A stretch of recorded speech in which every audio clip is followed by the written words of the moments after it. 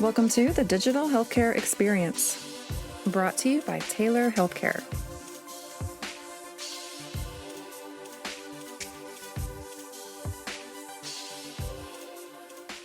Hello and welcome to the Digital Healthcare Experience podcast presented by Taylor Healthcare. I'm your host, Chris Civitarice, and today I am joined by Stesha Selsky, nurse informaticist at UCLA Health. Stesha has been working in the informatics field for the past 9 years, and before that, she was a cardiac nurse with UCLA. She was also a driving force behind starting the first nursing informatics fellowship program at UCLA in 2018. Welcome to the podcast, Stesha. It's a pleasure to have you on. Thanks. I'm really excited to be here, Chris. All right. And today we're going to be focusing on best practices and novel approaches to utilizing technology at the bedside. And I love this quote. I know you've said it before, that paper is messy. There's just no better way to sort of sum up the state that we're in when it comes to sort of those remaining analog workflows and those non-digital processes.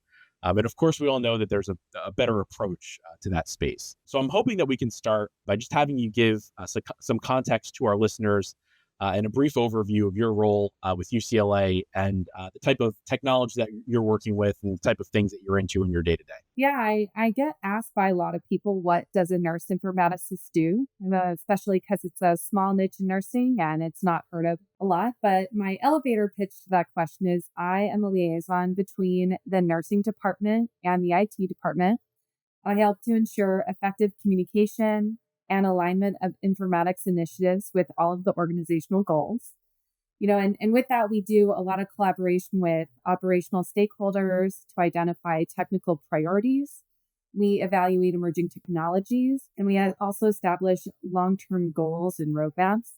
And, with that, my day-to-day is very different. It depends on the day. I could be troubleshooting a problem. I could be optimizing a workflow that already exists. We could be working on a new project, making a workflow that doesn't exist yet that we need. And oftentimes we do a lot of testing as well to make sure all of the devices at the patient's bedside or in the hospital work effectively. Yeah, so people, process, technology, kind of the intersection of that three-legged stool there. Yeah, and nursing science.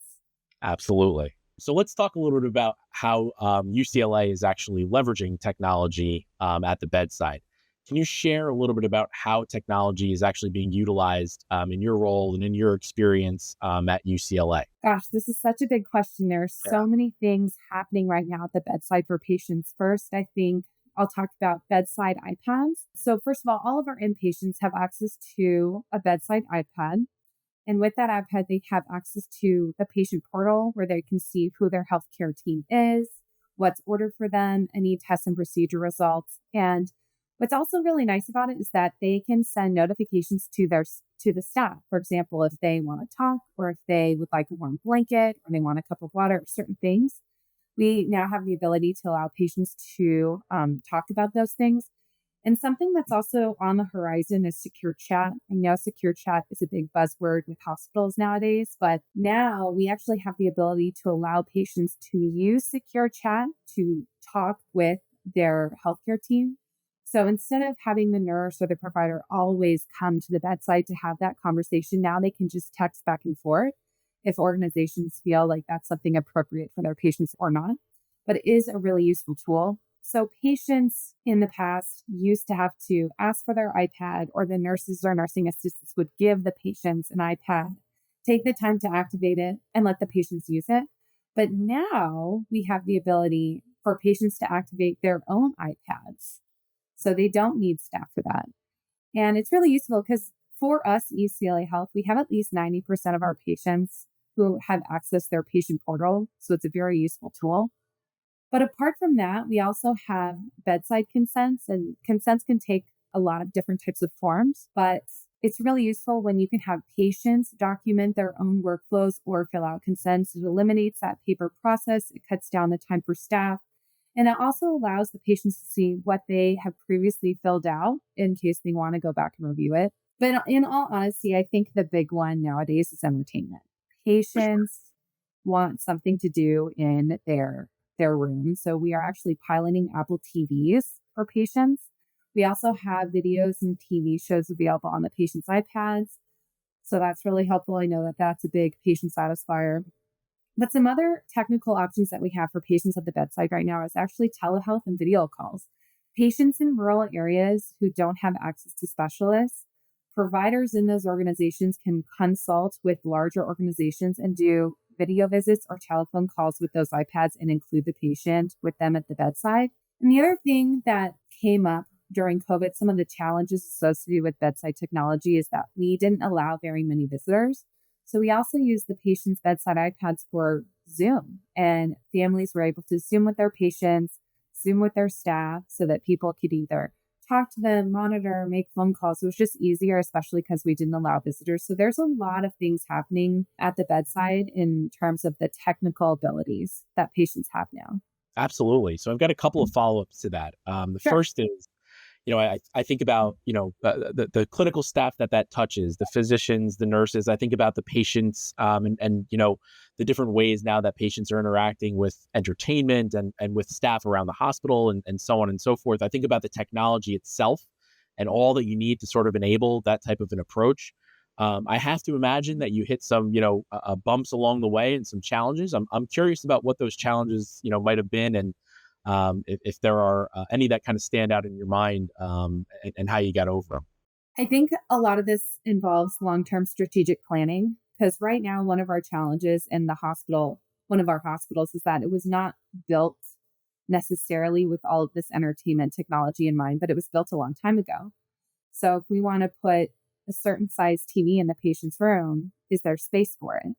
So that's why we're piloting Apple TVs. But as we move forward, we might build out the infrastructure for certain types of technologies, bigger TVs. And then on those TVs, will we allow patient education? Can we put your healthcare team up there? Can we put, instead of having a whiteboard in the patient room with, are you in isolation? Who's your healthcare team for the day?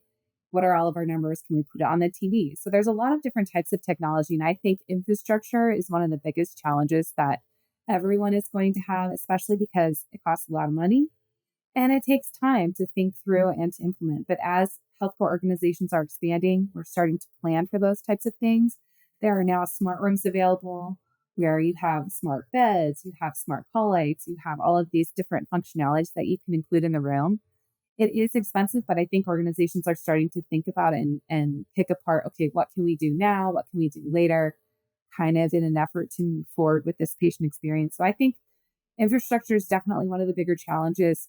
I think another one is just the equity of how we meet where the patients are at. So we want to make sure that we're able to make all of the patients able to complete some of these workflows, but people are going to have different needs. For example, our pediatric patients are going to have different needs than some of our geriatric patients and patients who might not be able to see or might not be able to hear. So we have to make sure that we have the ability to have those devices for when people either, speak a different language, have different needs, and we want them to have the same ability to communicate with their healthcare staff. So I do think that that's a challenge because not all technology is designed with that in mind.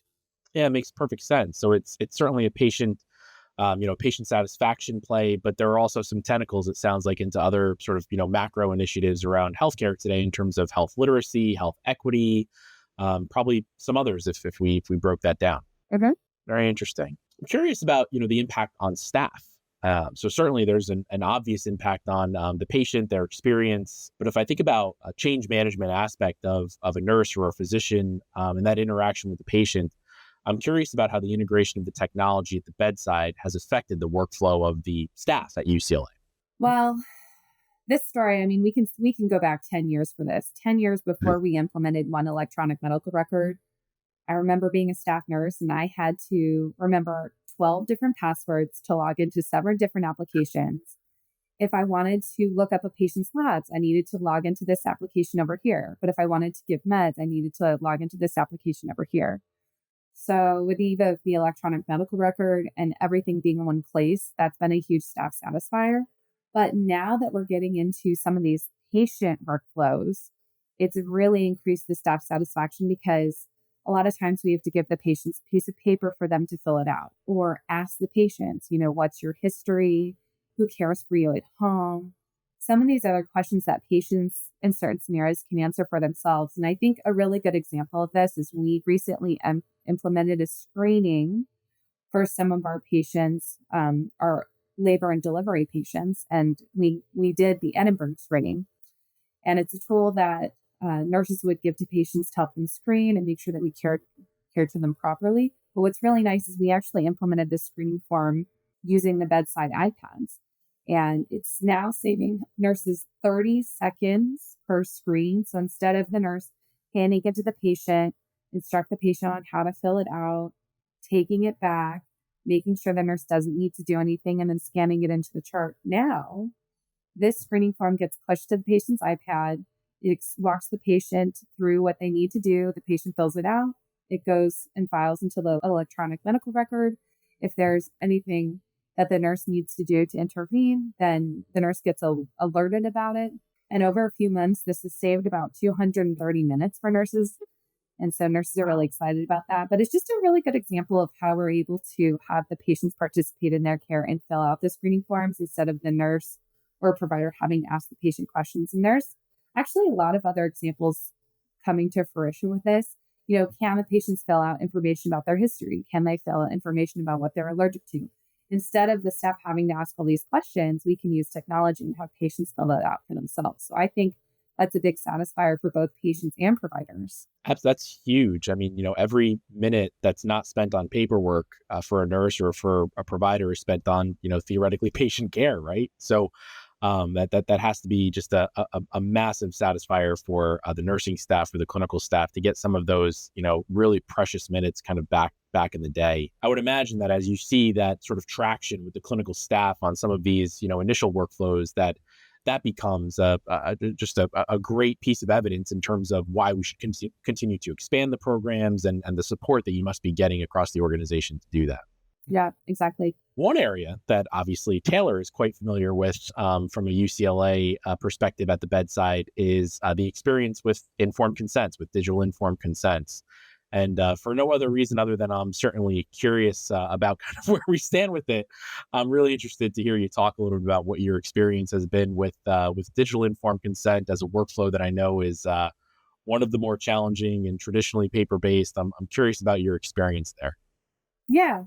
I think one thing that is really important to us that I now realize at the time when we were thinking through this process of the surgical consent workflow, when is it done? And depending on the surgical specialty, it can be done in various points. We can call a patient, we can do a video visit with the patient. It can be done discussed before surgery, but the form filled out right before a patient goes into surgery. So there's all these different workflows and scenarios. But one thing that's is unique to our workflow is that a surgical or procedural consent can be done at any time inside or outside of a specific patient encounter. So for us, providers can go to a specific button within Epic. They can select their surgical consent form. They can fill it out. And what's really nice is they can have a patient sign this a couple different ways. One, patients, if they're in person, let's say they're in a clinic, and the patient wants to sign it right then and there, they have no questions, we can use a signature pad for the patient to sign it. If a patient is an inpatient and they're at the bedside, same thing, we can have the patients use either the mouse or a signature pad. The mouse is nice when you have nothing else to use. It's kind of like a last default. It's not my favorite option, but I think our patient's absolute favorite workflow is we are now able to, from Epic, send our patients their very own text message or email link where they can review the consent, and they have up to 24 hours to review it, think about the questions they have, and then sign it and send it back to the provider for it to be filed into the chart. And the reason this is important is because it allows us to meet a lot of different patients where they're at, depending on how long it might take them to think through the questions they have or be able to read the consent, or if there's, a bigger device they need to be able to see it on, or if there's other family members they want to ask about it. So it's really nice for the patients to be able to have the time, be able to read it, and then be able to sign the consent. And that's really difficult when patients are signing the consent right away at the bedside. So that's one feature that our patients really, really like. And I think the most beneficial thing for us is that we really have lost consents now. So if we use our technical solution to sign consents, then we know that they're being filed in the chart. They don't go missing. And that by the time we were doing a timeout in the surgical suites or procedure rooms, when we review that consent, it's not on paper, it's not been scanned into the chart, it's been electronically filed. We can pull it up and make sure that it's there. The other thing that's really nice about being able to save electronic consents is that you can embed this into other workflows, not just how you start a consent, but if a consent is completed.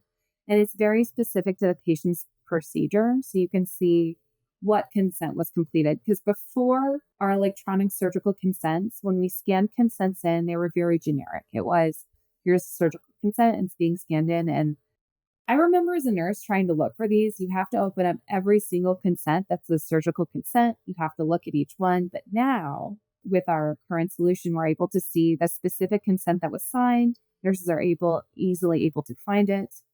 And they can read that consent from there instead of trying to dig through our consents tab in Epic and try and figure out which surgical consent we need to review for the timeout. That's great. And you mentioned you mentioned the word family in that response, and I'm curious. So, and not necessarily through the lens of digital consent, informed consent, but just sort of in general, as you think about strategies at the bedside for your patients, how much do family members, how much do other members of that sort of care circle come into play as you're strategizing around, potential solutions to bring to bear in the clinical environment? Oh, it's very important because a lot of times there's always a support person for patients, especially if a patient can't advocate for themselves, has trouble with communication, or they're just really not healthy enough to have those kinds of conversations. So we'll have family discussions. We actually scheduled family discussions over Zoom using the patient's technology at the bedside, or a lot of times we do try to come to the room to have those family discussions, but we want to involve the family members that the patient would like involved. And that a lot of times often includes having those surgical discussions about what are the risks, benefits, what are the alternatives, what are my options? Okay, let me review the consent. So that way, when everyone's involved, everyone can answer their questions. And I think that's really important. And technology has really been able to help us include the family. And I have to say it was really important during COVID, because during COVID, we had to limit visitors and the ability to have the patient's bedside iPad. We could do a quick video call with the family, have those discussions, even though everyone wasn't in the same room. But it really alleviates a lot of concerns from the patients and actually increases their patient satisfaction quite a bit. Yeah, absolutely. I couldn't imagine what it would be like, during those COVID times without the technology. I mean, it's a lonely enough experience, to be laying in that hospital bed, but to be able to at least, with the technology, be able to have those discussions with your, family members, with your loved ones, with, other providers, in the ecosystem of my sort of general wellness. I was fortunate enough not to be in that position, but you can certainly empathize with those that were, and what it would have been like without that technology. Certainly not ideal in any way, shape, or form, in terms of what, you at the front lines of healthcare had to deal with and what patients had to deal with. But, I have to imagine that technology at that moment in time was just a really, really important piece of kind of getting through it all together. Yeah, and it's also really useful beyond family discussions. I mean, I walked in for family members to go visit family members, and I have questions like, "Who's your healthcare team?" So when they come in the room, we know who they are. What have you had done today? What are you having done later?